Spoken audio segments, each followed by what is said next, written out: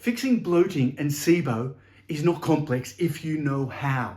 And we can understand that because in medicine, for example, they will give you antibiotics, and the antibiotics will wipe out the bacterial overgrowth, or fungicides to wipe out the fungal overgrowth in your small intestine, and you get a bit of relief. The unfortunate thing is it comes back.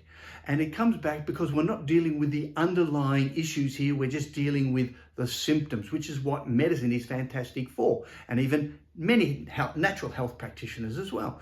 So what I'm trying to do here is create a holistic picture, to go back to the basics, to create a system where your digestive system functions as normal. Sound good? Doesn't it? Yeah. And it's not complex and it's not expensive. The critical thing is it's about a holistic or a total picture. And to begin with, it's really simple. You've got bacteria, fungi fermenting in your small intestine. They produce gases. Now, we as humans digest, they ferment. Fermenting produces gases. Those gases have to go somewhere. It's too far down to be burped up, and it's too far up to be farted out. So where does it go? It pushes out and it distends. The gases distend the small intestine, pushing it out. And of course, many of them will get through into the blood. Now, in addition to the gases, you're going to end up with some toxins too, because you've got the wrong type of fungi and bacteria growing there. And as they die, they produce all these toxins. One of these is called LPS, lipopolysaccharides.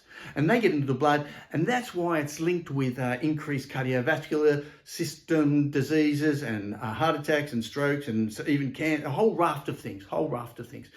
So at this stage, please look at part 1 of the SIBO solution. Please look, the link will be down below. Look at part 1 because it'll give you a bigger understanding of it, which is what I try to get across to people. And while you're looking below, please subscribe and pass this on.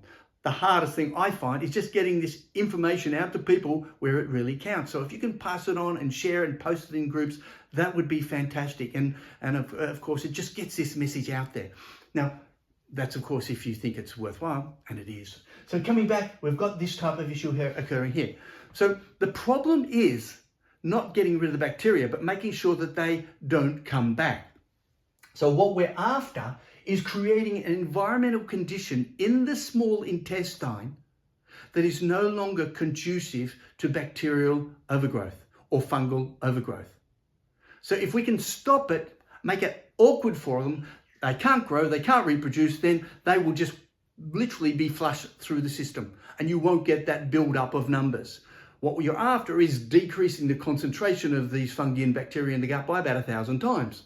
And so it's about creating the environment control. It's like a lawn. You know, if you clear something off, or what's going to come back first? The weeds. And that's what happens when you clear out with antibiotics. So we're going to create the environment for it to grow.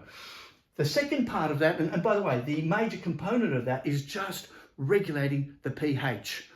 The second part, or it's all linked together and can be done all at the same time. And you're probably saying, well, how do we know this is effective? Well, I've been teaching this for about 10 years. And we've had dozens, if not hundreds of people come back and say, thank you. The bloating disappeared. I was able to get rid of the bloating. The brain fog disappeared within half an hour or less. And everything was easy. Is it going to fix everybody? Probably not, but a huge percentage of people, and then you'll need to modify it somewhere. But you've got the environmental control. Then the next one is the clearing. So making sure everything moves through, and it constantly moves through. So this is considered the biggest, although it's really the second biggest issue. This is called the migrating motor complex, the MMC. And the migrating motor complex, the MMC, is the movements that go through and force everything through the intestines. Now, if that doesn't work, e.g. it's poisoned by the fungi or the bacteria, or something has gone wrong somewhere along the system, then that's why it accumulates. So what we're going to do is change the environment so that the environment also stimulates the migrating motor complex, because this is the clearing house. This is literally the clearing system of the housekeeper of the small intestine. Now, in the stomach, it's mainly controlled by the vagus nerve. So we're going to work on that too. But in the small intestine, it's controlled by pH. All of the movement in there is initiated, controlled, altered by the pH of the small intestine. And we're going to see ways to work and fix that up. So with that in mind, then we go to another one. What we want to do now is repair and rebuild. And that's going to be lots of nutrients and anti-inflammatory nutrients, because you've literally had a huge amount of inflammation in that at the same time, and that's caused damage to the cells, caused leaky gut, and caused lots and lots of problems in there. So we want to make sure we've got high dose anti-inflammatory, antioxidants and nutrients so that everything can be repaired, to rebuild that gut integrity. And then what we want to do is also make sure in the same process we're working on eliminating. Because if the bacteria don't go out fast enough, they can reproduce, they can poison the gut wall, they can slow the MMC down, and as a result, regrow. So we're going to do all of these things at the same time, and it really starts with some simple strategies like pH. Controlling the pH of your digestive system is about controlling what microorganisms grow in there, fungi, bacteria, where they grow, how they grow, if it's comfortable for them or not, and how efficient digestive enzymes from your body work. So it's really critical. In fact, it's one of the fundamental principles of all biochemistry or chemistry. You need to have the precise pH, and with SIBO, that's out of whack. So the first thing we're going to do is bring it back into the right amount at the right place at the right time. Now, first of all, please don't confuse the pH of the stomach, which changes from 7 in the mouth to 2 or 3 in the stomach, to 8 in the small intestines, to 3 or 4 in the large intestine, with the set level in your body that doesn't change or doesn't want to change, okay? And that's called acidosis, or the pH level where it's under stress. So don't confuse the two. They're two very separate issues. And in the digestive system, it's going to change, and you want it to change, and you want it to change according to what it should be. And the simplest way to start is with betaine hydrochloride. You can get that from virtually every health food store. You can get it even in supermarkets. You can get it online. And the second one is vinegar, and that's with the mother. Make sure it's the better organic vinegar, apple cider vinegar, or any type of vinegar. And please watch my video. The link will be below on vinegar, because that will explain what some of the other things that vinegar does and why it will help you as well. But watch vinegar, and it's always diluted, always diluted. But in this case, we're after a higher concentration of acid, a lower number. So we want the betaine hydrochloride, and you can kind of read the instructions and say, okay, I'll add, if it says take 2 or 4, you take 2 or 4, and then slowly build up to see where your digestion's at. So, and this is done with every meal, and you take 1 or 2, and when you start to get burping or other gastric issues, then you stop, maybe go back a little bit. But the critical thing here is to get the pH of the stomach as acidic as it is comfortable with, which is, by the way, a pH of 1, 2, or 3. So looking at that then, let's see how it all interacts. Your stomach, the first part about your stomach to deal with SIBO is to get the stomach functioning right and get the acid level correct. Now, the acid level is absolutely essential, but what is also essential is the vagus nerve. And the vagus nerve is the second biggest nerve in the body outside of the spine.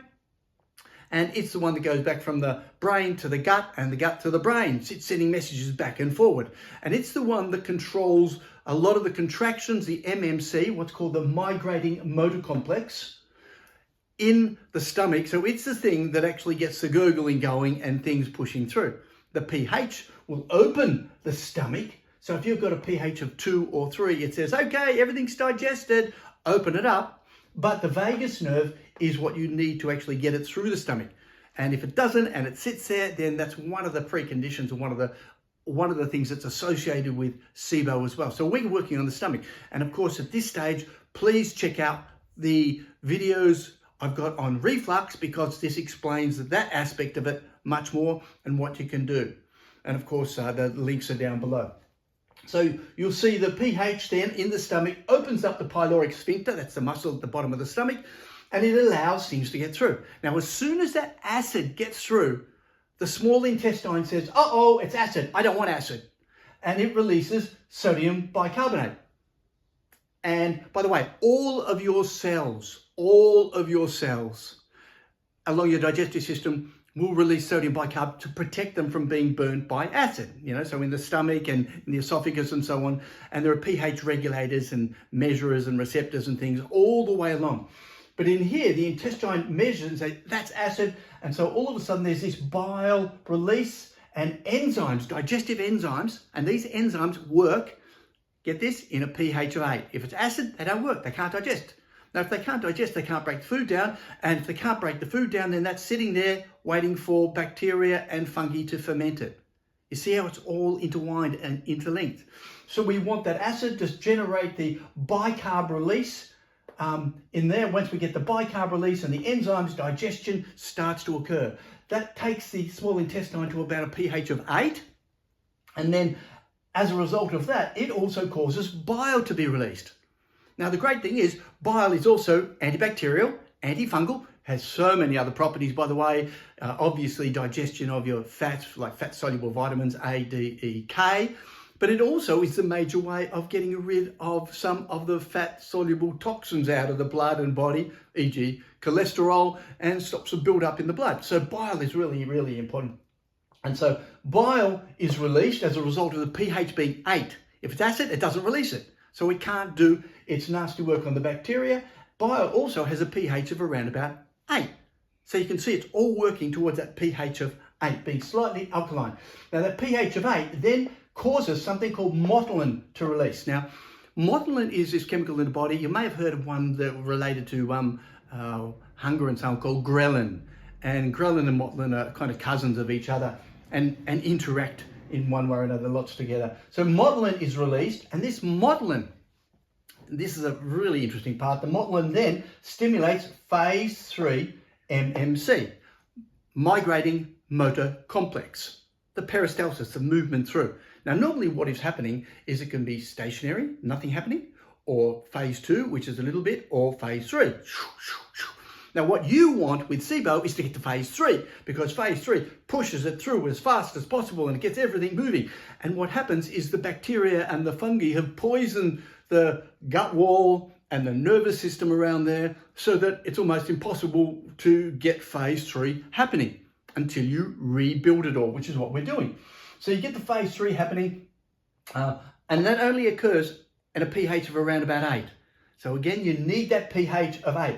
The motilin's released, phase 3 happening, and then that, fortunately, empties the small intestine, and as a result, it lowers the bile, it lowers the motilin, it lowers everything else, and the whole program is repeated time and time again. And whenever, by the way, when the motilin is released, it works with its cousin ghrelin, and that starts to send hunger messages back to you. So you can see how it all interacts here. And so that repeats. So it starts off, we've got to get the stomach acid first, then we've got to get the small intestine as alkaline as possible. So how do we do that? The second simple thing to add to your program is sodium bicarbonate.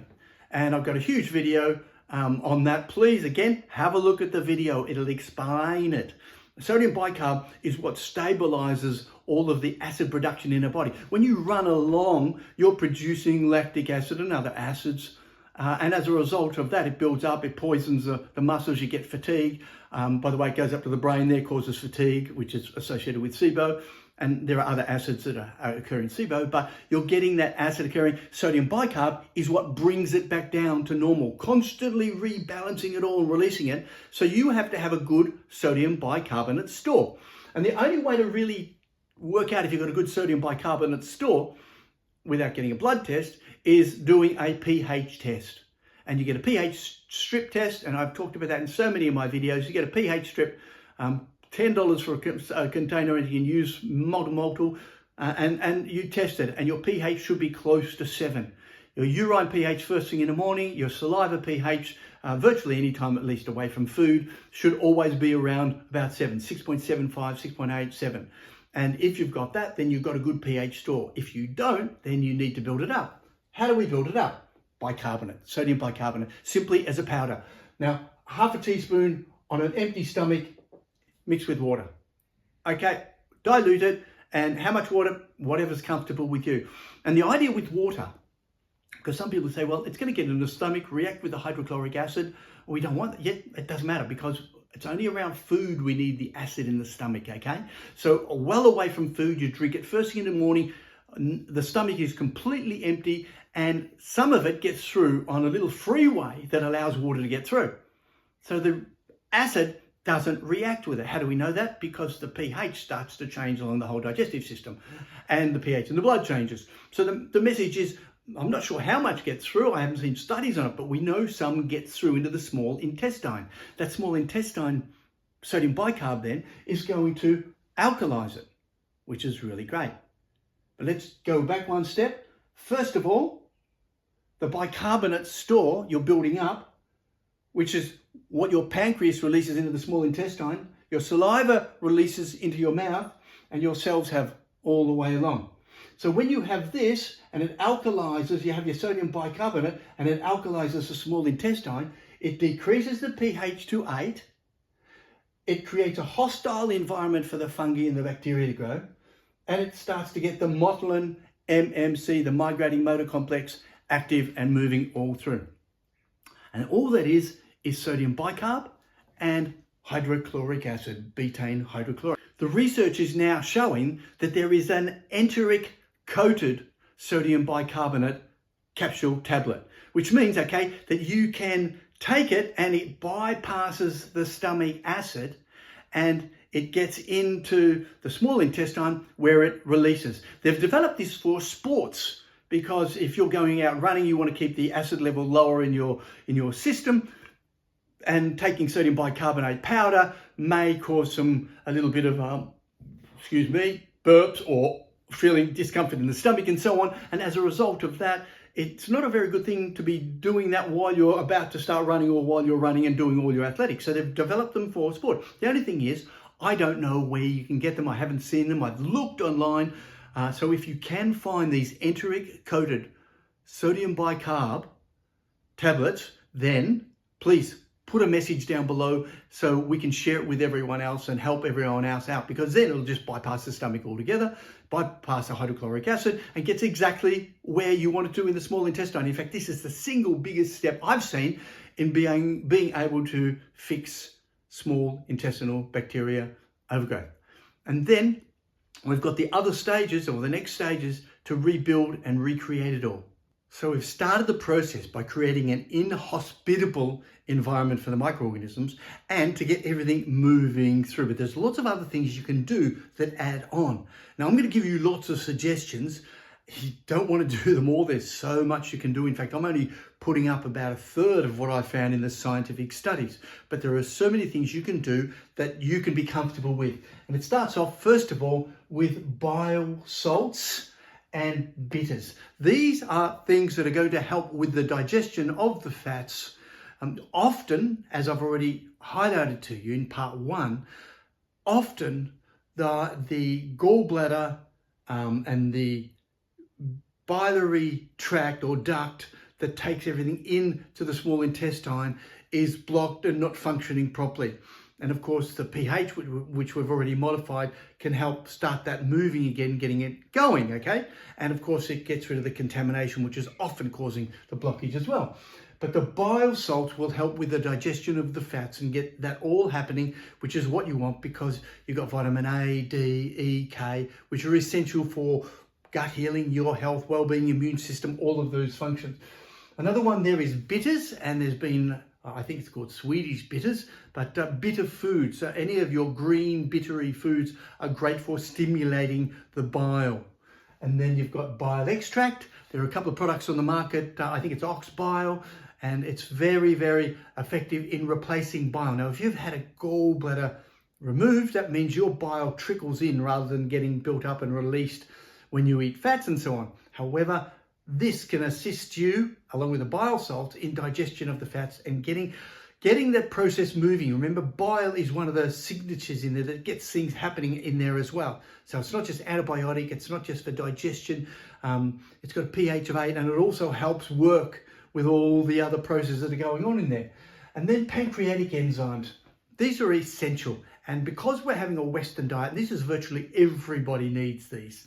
because you're in a Western diet, you no longer get the enzymes that come with all the raw food. So any food that's cooked or processed, you've lost the enzymes, your pancreas has to produce a lot more, it struggles and it overworks and you end up with an inflamed pancreas. Quite simple. So what you want to do is support it.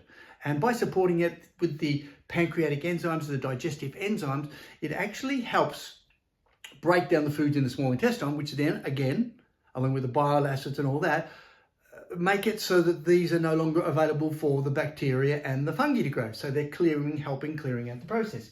Then you've got probiotics. There's a lot of studies on probiotics, dozens of studies. They've done meta-analysis now, and the 3 or 4 probiotics that come up are Lactobacillus, Bifidobacteria, Saccharomyces, and there is another one just starting to show up, Bacilli coagulant. And there, or at least these 3, show up repeatedly in the studies, in the meta-analysis in the studies, as being beneficial. Beneficial even if you're not doing the rest of the program, but reducing signs and symptoms, pain and distress, all those things have been measured when they've used these probiotics and they've been effective. And finally, prebiotics are shown to be effective as well. And you're thinking, well, I don't want them to ferment it. That's why you want something that is not going to be fermentable by the nasty or the opportunistic fungi in the small intestine. And K-fiber, there are probably other ones that some groups and someone will tell you about. I haven't looked specifically into what the prebiotics are, but you want to get them going through because it also helps with the stomach, the small intestine and large intestine. One of the worst things we can do is have a really restricted diet for a long period of time, because it literally ends up with that nutritional deficiency that we have.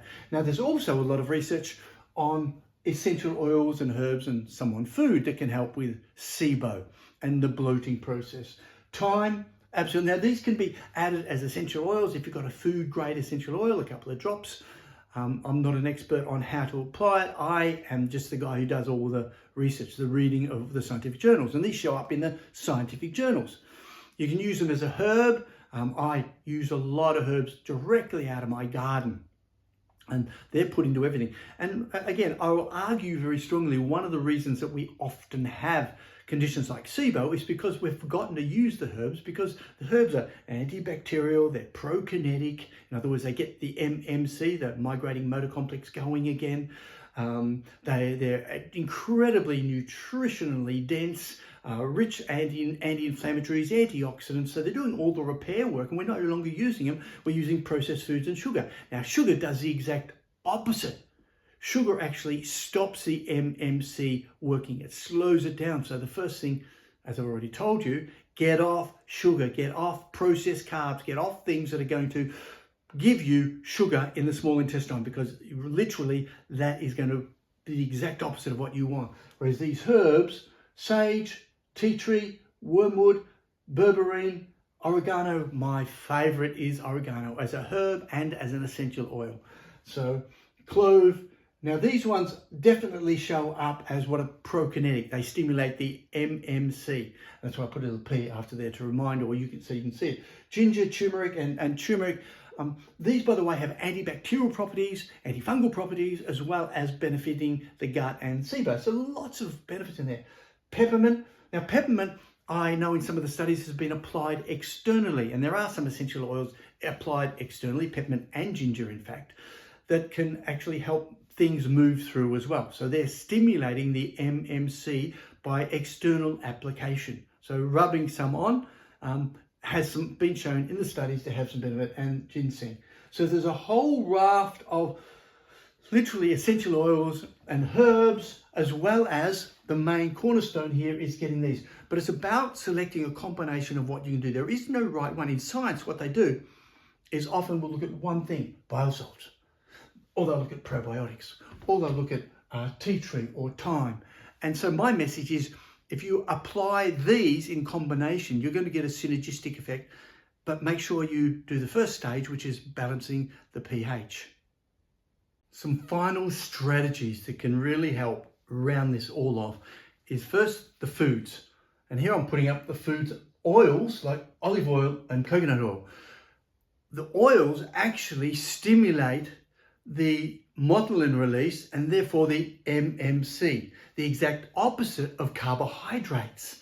And these two oils have been shown to be of benefit in SIBO because they're nutrient dense. So you always get extra virgin olive oil, one from your own state or country or wherever you are if you can, and coconut oil, extra virgin coconut oil. These have both been shown to help not just stimulate it, but also repair. And I use these in all of my, all of the suggestions for healing, anything to do with the gut and well-being and aging and so on, these come up. And of course, avoiding all the processed foods. Then we get on to another little aspect here, thyroid function. And a lot of people may not know that their thyroid is not functioning properly.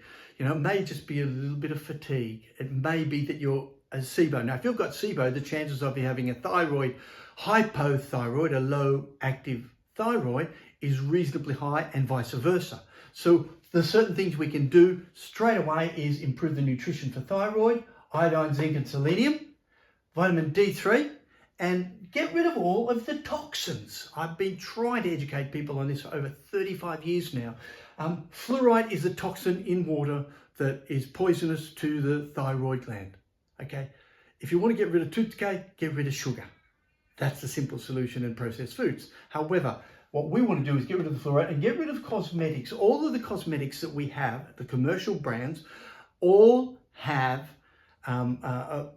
additives and chemicals in them that affect your thyroid. They directly poison your thyroid, not to mention affecting estrogen levels in the body and so on. So please have a look into that. I've got a video which I've put up already on Dangerous Beauty, which highlights these chemicals, and you don't want them poisoning your thyroid, because your thyroid is what determines the effectiveness of all of the things working around the body, the amount of energy you've got for your digestive system to move it through, for example. Then you go on to some other issues. Fasting has been shown to help. Obviously, if you're fasting, then it enables your digestive system to have a rest. And I frequently talk to people about fasting. I regularly do a 14-hour period without eating, 16-hour period without eating, and then 6 or 8 hours where I consume food. I regularly do that because it helps cleanse out the digestive system. It gives your system a bit of a break. And if it's always working, always eating big processed foods all day, it just doesn't get a break. Breathing, anything that is going to get the activity and so on going down there is going to help with the stimulation of all of your enteric nerves and muscles. And they're the nerves in and around your guts, and your vagus nerve, which I've already mentioned. So you want that. Breathing exercises. I've got a funny little thing where I do rotate my stomach and so on. Helps with so many digestive issues, including reflux, including constipation. And it's such a simple thing. Now, it's not the total solution. It's obviously just a little bit to add on, but it gets things moving, and you need the nerves and the muscles working there at their best. So a couple of stomach exercises. That's where yoga comes in. Stress management, because stress shuts down the digestive system. It starts to shut down the digestion in the stomach and the small intestine, and could have been the original kickstart of the problem you're facing now, or at least a contributing factor in there. Exercise, as I've said, anything that moves the body around, and I just love walking. So I tell people walk, walk, walk. And then finally, I would really suggest, while doing this program, that you look at chiropractic or osteopathic benefits. There is so much good research. If you want to move something down there, it's really hard sometimes. And you don't go, you know, it's not the old, oh, I'm going to crunch your bones and so on. There are so many myths out there to do with this industry here.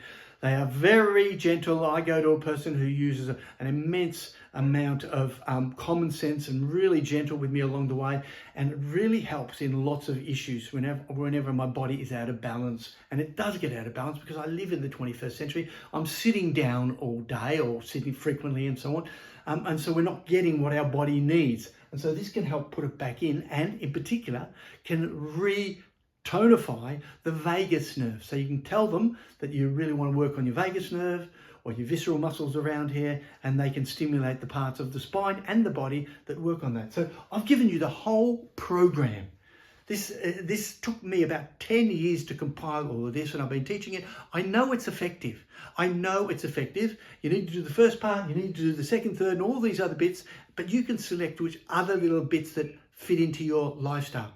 Now, if you think this has been effective, and it has, and you like it, please Join up below, subscribe below, share it with your friends and get this information out there because we can stop a lot of pain and suffering. Stay tuned. I've got lots of excellent videos coming up on my YouTube and I know you'll love them.